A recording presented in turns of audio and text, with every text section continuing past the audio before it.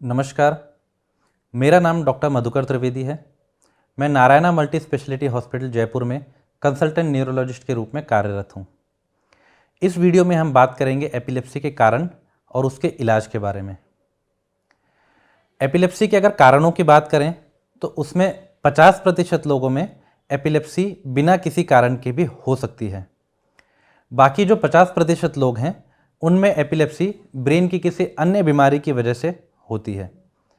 इसमें सबसे प्रमुख कारण है वो हैं जेनेटिक एपिलेप्सी या आनुवांशिक एपिलेप्सी, जिसमें हो सकता है कि आपके फैमिली में किसी अन्य व्यक्ति को भी एपिलेप्सी की बीमारी हो। ब्रेन के स्ट्रोक या ब्रेन ट्यूमर की वजह से भी एपिलेप्सी हो सकती है।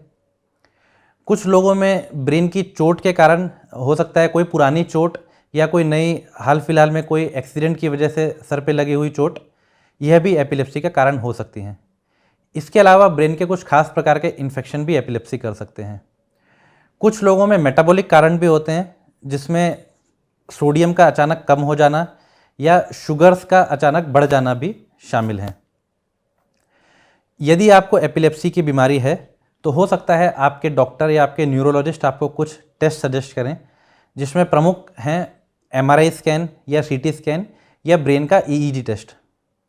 इसमें हमें ये जान लेना बहुत ज़रूरी है कि हो सकता है आपके ये सभी टेस्ट नॉर्मल हों और हो सकता है स्टिल आप एपिलेप्सी की बीमारी से ग्रसित हों। यह ऐसा इसलिए होता है क्योंकि 50% लोगों में, जैसा हमने पहले भी बताया, एपिलेप्सी बिना किसी कारण की भी हो सकती है। ऐसे में डॉक्टर से सही सलाह और उनके सलाह से दी हुई दवाइयाँ लेना बहुत ज़रूरी है। अब आ जाते हैं एपिलेप्सी के ट्रीटमेंट पर। एपिलेप्सी के ट्रीटमेंट में सबसे पहले आती हैं एपिलेप्सी की दवाइयाँ। हमें ये जानना बहुत ज़रूरी है कि एपिलेप्सी की दवाइयों को अपने न्यूरोलॉजिस्ट की सलाह में और सही मात्रा में और समय पर लेना बहुत ज़रूरी है। इसके अलावा कुछ आधुनिक उपचार भी एपिलेप्सी में अवेलेबल हैं, जिसमें आती हैं कुछ आधुनिक दवाइयाँ जो काफ़ी असरदार और सेफ साबित हुई हैं। इसके अलावा कुछ ब्रेन के प्रोसीजर्स हैं, जैसे कि वेगल नर्व स्टिमुलेशन, जिसमें ब्रेन में या हमारे नर्व्स में कुछ एक करंट भेजा जाता है जो हमारे एपिलेप्सी को कंट्रोल करने में काफ़ी लोगों में कारगर साबित होता है। इसके अलावा आजकल कई आधुनिक ब्रेन सर्जरीज भी आ गई हैं, जिसमें एपिलेप्सी पैदा करने वाले ब्रेन के एक खास हिस्से को निकाल दिया जाता है, जो कि कुछ पेशेंट्स में एपिलेप्सी को कंट्रोल करने में काफ़ी कारगर साबित होती हैं। हालांकि हमें यह समझ लेना ज़रूरी है कि यह ब्रेन सर्जरी सभी लोगों में नहीं की जा सकती।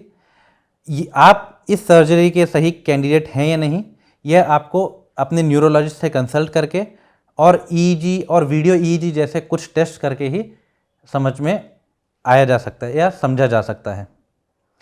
अंत में मैं यही कहना चाहूँगा, यदि आपको या आपके परिवार में या आपके आस पड़ोस में किसी को भी एपिलेप्सी की बीमारी है तो उसका तुरंत से तुरंत सही इलाज कराएं, अपने नज़दीकी न्यूरोलॉजिस्ट से कंसल्ट करें और दवाइयाँ समय पर लें, क्योंकि मैक्सिमम लोगों में एपिलेप्सी का सही तरीके से अगर इलाज किया जाए तो इस पर पूरी तरह से काबू पाना संभव है।